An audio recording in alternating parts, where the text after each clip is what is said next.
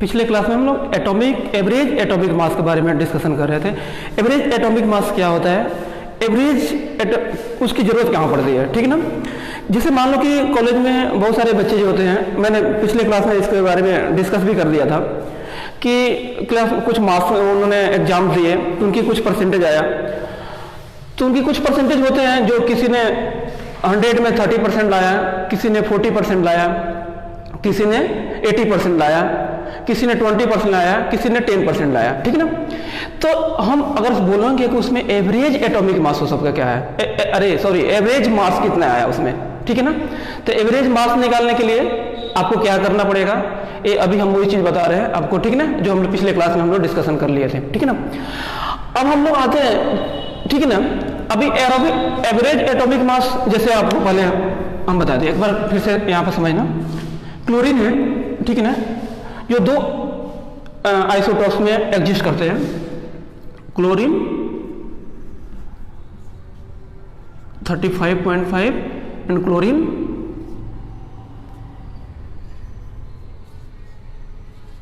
35, ठीक है ना, 37 सॉरी, ठीक है ना। अब इसका परसेंटेज है 75%, ठीक है ना, और इसका 25%, ठीक है ना। अब आपको पूछेगा कि ये दो क्लोरीन है, इसका 35.5 उसका मास दिया हुआ है, दूसरे क्लोरीन का 37% है, 37 दिया हुआ है, ठीक है ना। ये वाला क्लोरीन का 74% है, इसका 25% है, ठीक है ना। तो इसका एवरेज एटॉमिक मास क्या होगा, ठीक है ना। एवरेज एटॉमिक मास निकालने के लिए फॉर्मूला आपको बताए थे। एवरेज एटॉमिक मास का फॉर्मूला क्या था, ठीक है ना, आइसोटोप्स, ठीक है ना, इनटू आइसोटोप्स ऑफ एटम्स, ठीक है ना। और इस ये भी परसेंटेज में रहेगा और ये दोनों क्या होगा, सारे समेशन में होगा, ठीक है ना। भाई क्या था, आप कैलकुलेट किए थे ना, ठीक है ना, उसका जितने परसेंट दिया हुआ है, ठीक है ना, 100%, ठीक है ना। इस तरह से हम मिलेंगे था एवरेज एटॉमिक मास, ठीक है ना। तो इस तरह से हम इस पे हमको न्यूमेरिकल भी किए थे, ठीक है ना, वो सारी चीजें एक बार फिर से रिमाइंड कर लेना, ठीक है ना। अब इसी टर्म में हम आते हैं कि ये देखो एटम्स में है, ठीक है ना, इसलिए हम लोग बोल रहे हैं एवरेज एटॉमिक मास, ठीक है ना। अब क्या है कि मॉलिक्यूल्स में अगर एग्जिस्ट करेगा कोई, जैसे मान लो कि एयर है, ठीक है ना, एयर में भी बहुत सारे गैसेस होते हैं और उसमें मेजर गैसेस कौन से होते हैं, नाइट्रोजन और ऑक्सीजन, ठीक ना। तो पूछेंगे कि एवरेज मॉलिक्यूलर मास या average molecular mass of air का कितना हुआ, ठीक है ना। ये कैसे हम लोग फाइंड करेंगे, ठीक है ना, ये वाला टर्म पे हम लोग आते हैं, ठीक है ना। ये सारे क्लियर हम लोग कर लिए थे पिछले क्लास को, एक बार अब देख लेना,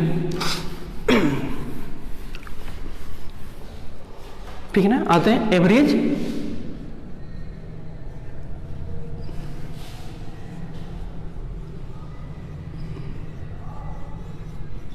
मॉलिक्यूलर मास। एवरेज मॉलिक्यूलर मास क्या होता है, ठीक है ना। जैसे कि मान लो हमने एक एयर है, ठीक है ना, एयर में बहुत सारे गैसेस होते हैं, ठीक है ना। तो उसमें मेजर गैसेस कौन सा होते हैं, एयर के मेजर गैसेस ऑक्सीजन और नाइट्रोजन होते हैं, ठीक है ना। ऑक्सीजन का मॉलिक्यूलर मास कितना होगा, 32, नाइट्रोजन का 28, ठीक है ना। अब आपसे पूछ रहा है कि आपको बताना है average atomic mass of air. तो देखो एवरेज तो 28 और 32 के बीच में ही लाई करेगा, ठीक है ना। जैसे एयर का मास ऑफ एयर, ठीक है ना, ठीक है ना, ये देखो 28 से बड़ा और लेस देन 32, इसके बीच ही एवरेज मास लाई करेगा एयर का, ठीक है ना। अब ये देखो अगर मैं पूछूं कि एवरेज मास इसका एयर का 30 कब होगा, जब N2 and O2 दोनों इक्वल हो जाएं, ठीक है ना। तो इसको एवरेज मॉलिक्यूलर मास कैलकुलेट करने के लिए क्या करते हैं, समेशन ऑफ टोटल मास,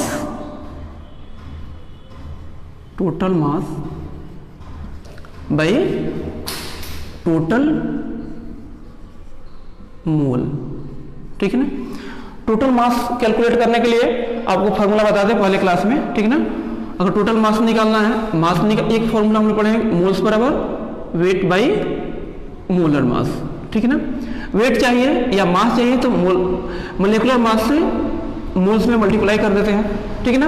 अब मोलर मास चाहिए आपको तो weight divided by number of moles. ठीक है ना। तो टोटल आपको मास चाहिए तो लिखेंगे टोटल मास, ठीक है ना, मोल्स इनटू मोलिकुलर मास, ठीक है ना, by total number of moles. ठीक है ना। तो यहां पे ये क्या है, मास ऑफ मॉलिक्यूल, ठीक है, मोल ऑफ मॉलिक्यूल। ठीक है, इस टाइप से है। ठीक है ना। एवरेज मॉलिक्यूलर मास, ठीक है ना, ये डिफाइन होता है, ठीक है ना, किसी भी गैसियस मॉलिक्यूल्स के लिए। ठीक है ना। इसका डेफिनेशन क्या है तो आप लिख सकते हैं कि mass of one molecules, mass of 1 mole molecules of mixtures containing more than one substances are known as average molecular mass. It's applicable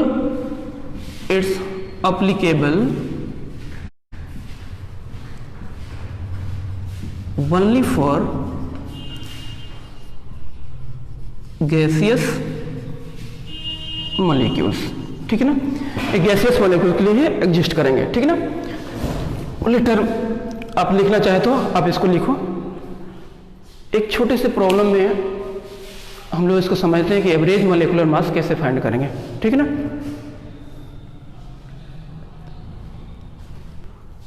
gaseous molecules,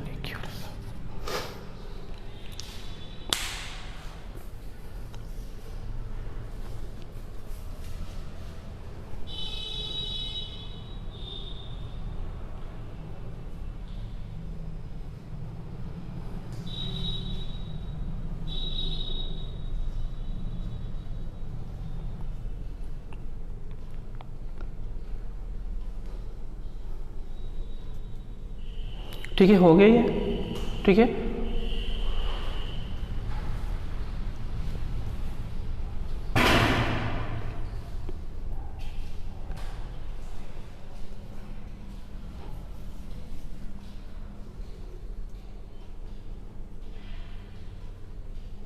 ठीक है, मैं इसको रफ करता हूं।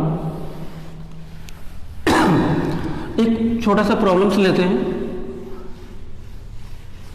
अब फिर उस पर हम लोग देखते हैं कैसे हम लोग एवरेज मॉलिक्यूलर मास निकालेंगे, कैसे कैलकुलेट करें। Calculate average molecular mass.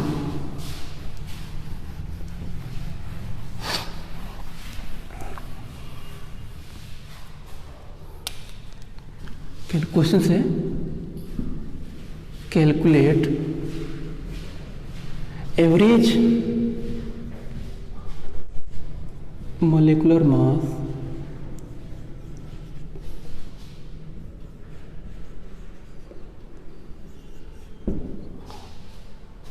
of 2 moles of O2, 3 moles of CO2 and 5 moles of ASO2। ठीक है ना। इसका आपको एवरेज मॉलिक्यूलर मास फाइंड करना है। ठीक है ना। एवरेज मॉलिक्यूलर मास क्या था, समेशन ऑफ टोटल मास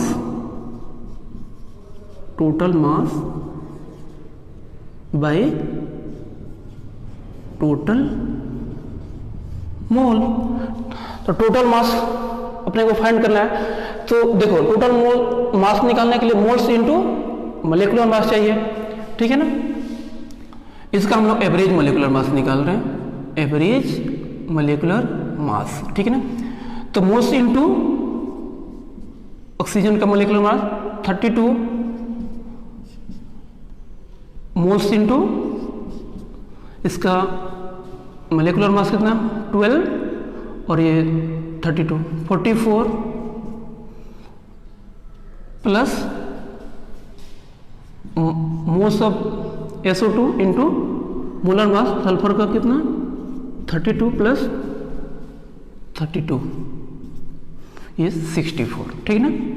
तो टोटल मास हमको मिलेगा। अब टोटल मोल्स से डिवाइड कर देंगे। टोटल मोल्स इसमें कितने हैं 2, इसमें कितने हैं 3 और इसमें कितने हैं 5, ठीक है ना। ये आप कर करके आप एवरेज मोलर मास कैलकुलेट कर सकते हैं, ठीक है ना। एक और क्वेश्चन है, आप इसको तुरंत करके कैलकुलेशन करके यहाँ बताना, ठीक है ना। देखो बहुत सारे गैसेस दिया हुआ था कि 2 मोल्स CO2 का था, 3 मोल्स CO2 का, 5 मोल्स SO2 का आपको इसमें दिया हुआ। तो पूछ रहा था कि एवरेज मोलेकुलर मास कितना हुआ, ठीक है ना। तो जब भी एवरेज निकालते हैं तो आप देखना उसमें या तो गैस मोलेकुल्स हो तो 2 या 2 से ज़्यादा हो। जैसे एवरेज एटॉमिक मास हम लोग एवरेज एटॉमिक मास कैलकुलेट करते हैं। एवरेज निकालने के लिए वो मुझे पूछ रहा है कि उसका एवरेज मास कितना हुआ, ठीक है ना। जैसे क्लोरीन का नेचर में 2 आइसोटोप्स थे, क्लोरीन 35.5 एंड क्लोरीन 37, तो उस दोनों का परसेंटेज दिया हुआ था, ठीक है। तब पूछ रहा था कि उस क्लोरीन का एवरेज एटॉमिक मास क्या है। तो एवरेज एटॉमिक मास हम लोग डायरेक्ट उसको लिखे थे जो दोनों का एवरेज निकालने के बाद। उसी टाइप में इसमें अब क्या है मोलेकुल्स में है तो total mass by total moles करके आप कैलकुलेट कर लेंगे। जैसे एक और क्वेश्चन है कि पूछ रहा है कैलकुलेट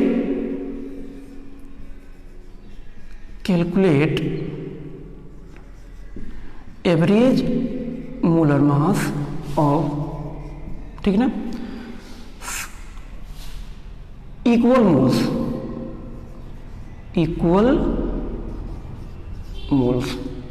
ठीक है ना, ऑफ H2NCH4। पूछ रहा है कि ये 2 मॉलिक्यूल्स है जिसका मोल्स दोनों का सेम है, ठीक है ना। तो हम एवरेज मोलेकुलर मास कैसे फाइंड करेंगे, ठीक है ना। H2 है, ठीक है ना, NCH4 है, ठीक है ना। बोल रहा कि मोल्स इसमें इक्वल्स है, तो मोल्स इक्वल्स है इसमें, तो मान लो कि यहाँ पे हम n मोल्स लेते हैं, इसका भी n मोल ले लेते हैं, ठीक है ना। जब मोल्स इक्वल है, मास कितना है moles into molecular mass 2 into n, ठीक है ना। अब यहाँ पे टोटल मास इसका कितना है moles into molar mass n into 16, ठीक है ना। टोटल मोल कितना है यहाँ पे, अब यहाँ पे दोनों का n और यहाँ पे भी n है क्योंकि मोल दोनों का इक्वल है, तो टोटल मोल कितना हो जाएगा 2n और टोटल मास कितना हो जाएगा 2n और यहाँ 16। टोटल मास यहाँ पे मोल टोटल मास 18, ठीक है ना। टोटल मोल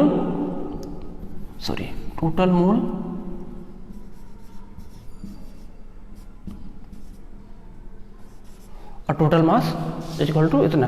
अब बोल रहा है कि एवरेज मोलेकुलर मास कितना हुआ। एवरेज मोलेकुलर मास क्या होता है टोटल मास कितना है 18, ठीक है ना, बाय टोटल मोल कितना है 2। अभी कितना बचा है यहाँ पे 9, ठीक है ना। देखो ये n से कंफ्यूज मत होना, n तो कट जाएगा, ठीक है ना। अगर देखो मोल्स इक्वल दिए हैं तो एवरेज मोलर मास इसका कितना हुआ 9, ठीक है ना। अगर वेट इक्वल दिया हुआ है इसी में, ठीक है ना, आप इसको जल्दी से स्क्रीनशॉट लें।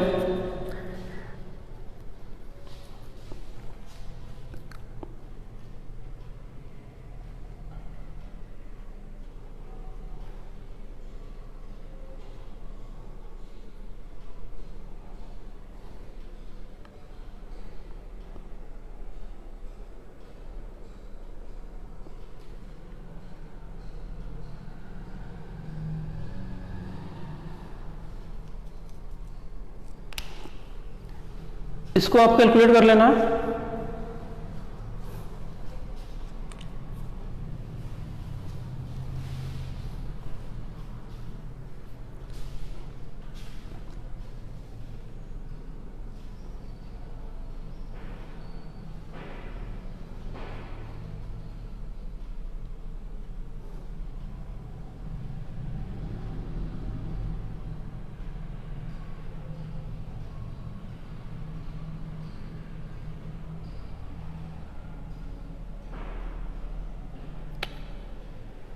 ठीक है,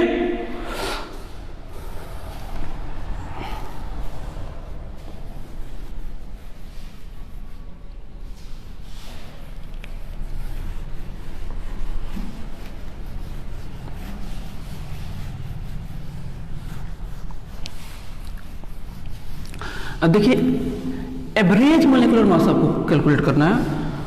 अभी दिए थे हमको कि अगर मोल सेम है तो एवरेज मोलिकुलर मास कितना होगा, ठीक है ना। और सेम कैलकुलेट में आपको करना है कि अगर सेम ही मोलिक्यूल दिया है, हाइड्रोजन दिया है एंड CH4 दिया हुआ, ठीक है ना। अब बोल रहा है इसके दोनों का मास इक्वल है, ठीक है ना, दोनों का मास इक्वल है, ठीक है ना। कैलकुलेट, यहाँ पे लिख लेना कैलकुलेट, सॉरी कैलकुलेट, क्वेश्चन बनाते हैं, calculate average molar mass of H2 and CH4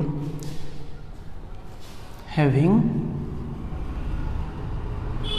equal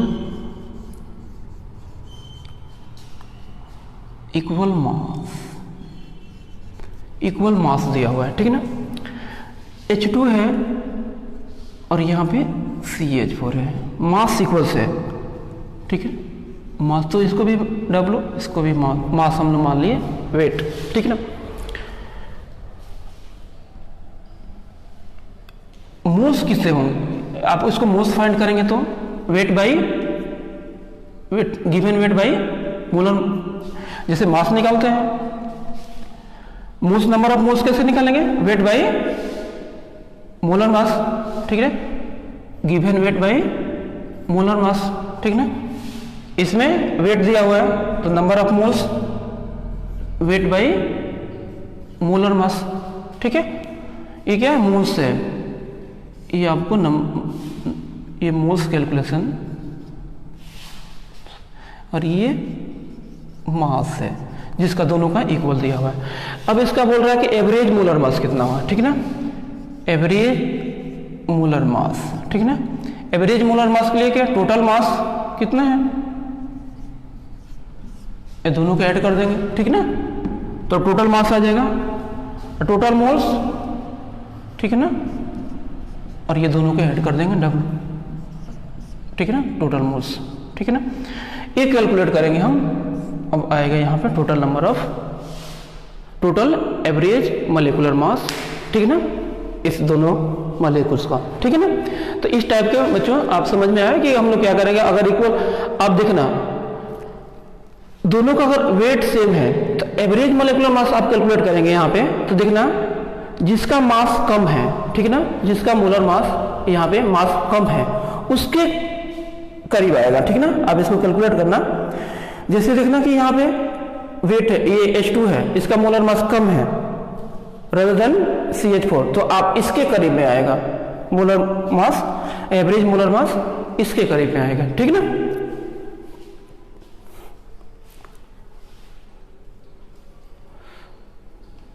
इसको कैलकुलेट करना,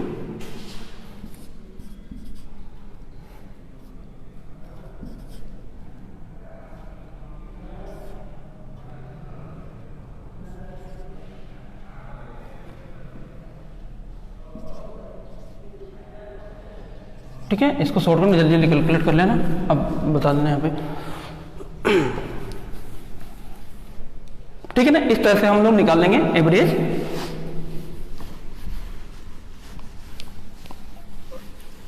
मोलिकुलर मास।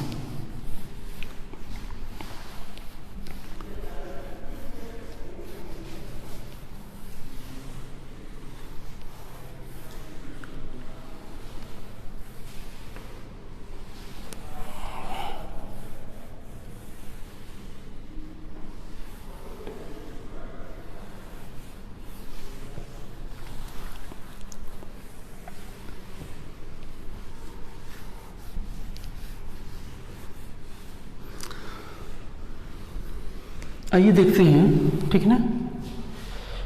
अब गे-लुजेक लॉ, ठीक है ना, गे-लुजेक law and Avogadro law.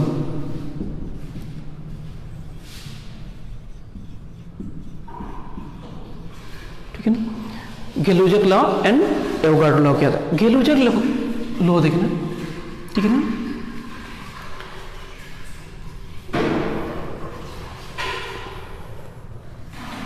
Gases, देखो इसको पहले देखने दें। गैसेस कंबाइन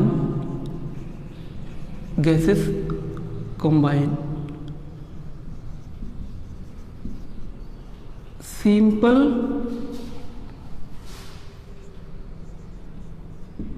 रेशियो, ठीक है, ऑफ देयर वॉल्यूम। ठीक है, इसमें देखना कि जैसे मान लो कि H2 है, ठीक है ना, और यहां पे Cl2, ये दोनों गैस है, ठीक है ना, कंबाइन करता है 2 मोल HCl बनाता है, ठीक है ना। अब देखो अगर मैं मोल में बात करूं, ठीक है ना, तो मोल्स के टर्म में इसमें कितने मोल्स है? 1 मोल्स। इसके कितने मोल है? 1 मोल, ठीक है ना, और यहां पे 2 मोल्स, ठीक है। अब देखो ये रिलेटेड टू वॉल्यूम होता है, ठीक है ना। तो अगर वॉल्यूम के टर्म में लें, कंबाइनिंग वॉल्यूम कंबाइन करें, तो यहां पे 1 वॉल्यूम भी होगा, 1 वॉल्यूम यहां भी होगा, और यहां भी 2 वॉल्यूम, ठीक है ना। देखो ये कब है, ये कब डिफाइन है? At constant temperature and pressure पे, ठीक है ना। अब देखो ये कांस्टेंट टेम्परेचर प्रेशर पे वेरी करता है। अब हम पढ़ेंगे पीवी बराबर nRT, ठीक है ना। इसमें क्या क्या कांस्टेंट है? वॉल्यूम कांस्टेंट है, ठीक है ना, नंबर ऑफ मोल्स कांस्टेंट है, R भी कांस्टेंट है, ठीक है ना। तो P directly proportional to temperature, ठीक है ना। Pressure directly proportional to temperature का हो गया, ठीक है ना। अब देखना P directly proportional to T है, तो ठीक है ना, जैसे टेम्परेचर इंक्रीज करेंगे, सपोज करो कि ये गैसेस है, ठीक है ना, एक गैस सिलेंडर है, ठीक है ना, ठीक है। इसमें क्या कर रहे हैं हम लोग? हीट कर रहे हैं, टेम्परेचर इंक्रीज कर रहे हैं। जैसे टेम्परेचर इंक्रीज करेंगे, ठीक है ना, तो ये इसकी काइनेटिक एनर्जी बढ़ेगी और बहुत हाई वेग से यहाँ पे क्या करेगा? कोलाइड करेगा, ठीक है ना। तो आप इसमें पता चल गया कि हम लोग टेम्परेचर जैसे बढ़ाएंगे उसका प्रेशर भी इंक्रीज कर जाएगा, ठीक है ना।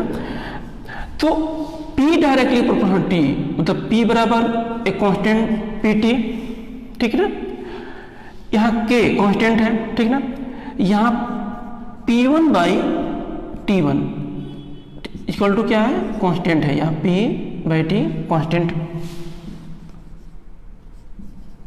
ठीक है ना। हम इसको लिख सकते हैं P1 बाई T1 बराबर P2 बाई T2, ठीक है। इस टाइप के आपके आगे। अब आप इसमें कोई भी आपको 3 दिया हुआ है, एक फाइंड करना है, तो हम ये फॉर्मूला से हम उस चीज को फाइंड कर सकते हैं, ठीक है ना। 3 पैरामीटर दिया है, एक पैरामीटर आपको अननोन है, उसको फाइंड करना है, तो हम इस टाइप के। अब इसके ग्राफ के बारे में डिस्कस करेंगे कि ग्राफ कैसे होगा, प्रेशर वर्सेस टेम्परेचर, ठीक है ना। P directly proportional to straight line passing through origin. Volume constant है, तो यहाँ पे क्या बोलेंगे हम लोग थर्मोडायनेमिक्स में? आइसोबैरिक, ठीक है ना। तो है ये है गे-लुजेक लॉ ऑफ कंबाइनिंग वॉल्यूम। ये तभी संभव है जब क्या है? प्रेशर एंड टेम्परेचर कांस्टेंट है, यहाँ पे वॉल्यूम कांस्टेंट है, मोल भी कांस्टेंट है, R भी कांस्टेंट है, तो P directly proportional to T है, ठीक है ना। अब आते हैं एवोगाड्रो लॉ पे, ठीक है। एवोगाड्रो लॉ क्या होता है? इस पर इसको स्क्रीनशॉट ले सकते हैं या फिर आप फास्ट में जल्दी से लिख सकते हैं।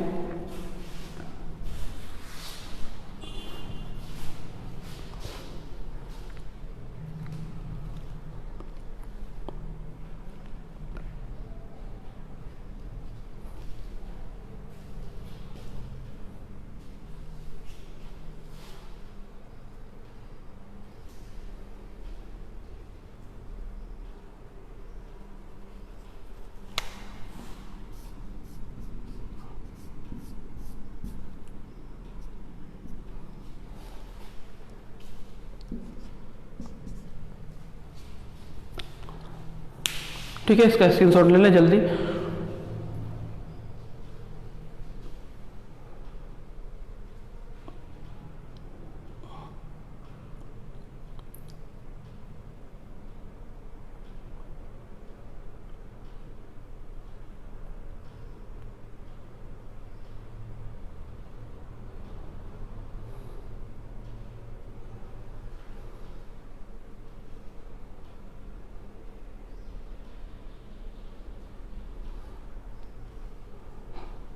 ठीक है, मैं इसको रफ कर दूँ।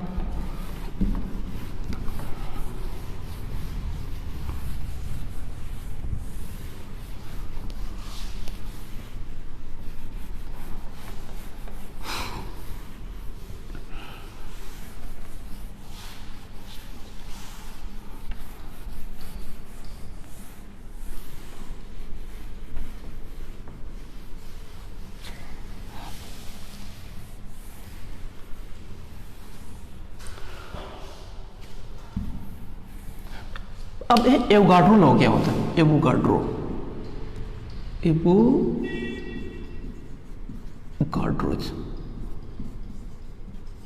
ठीक है, ये क्या बोलता है? एवोगाड्रो लॉ क्या होता है? बोलता है equal volume of gas contain equal number of moles. Equal volume of gas, equal volume of gas contain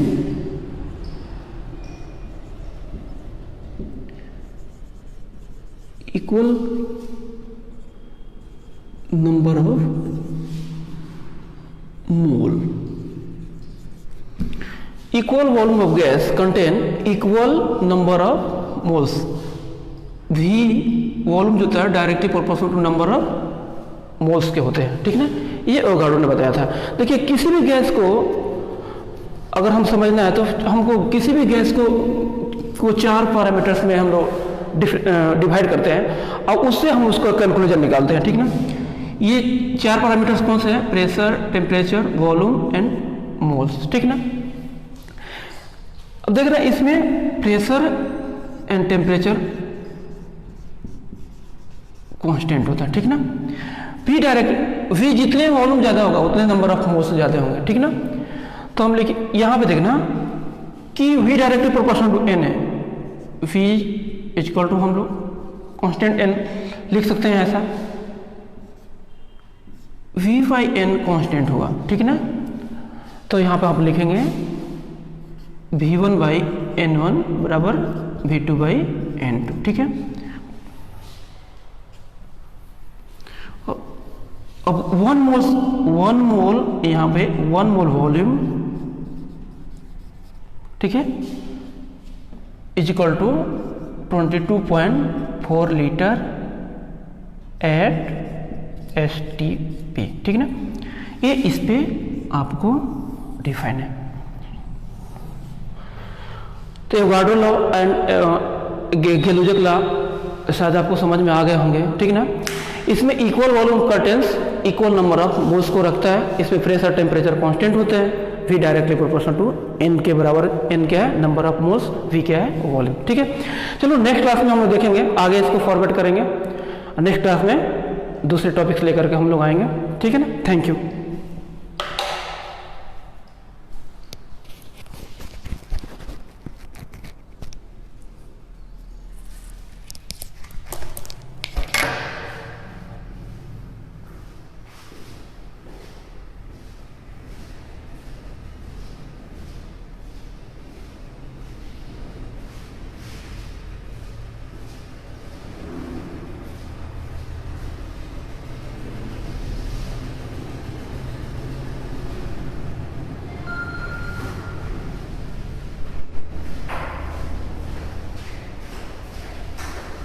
hello, हाँ जी।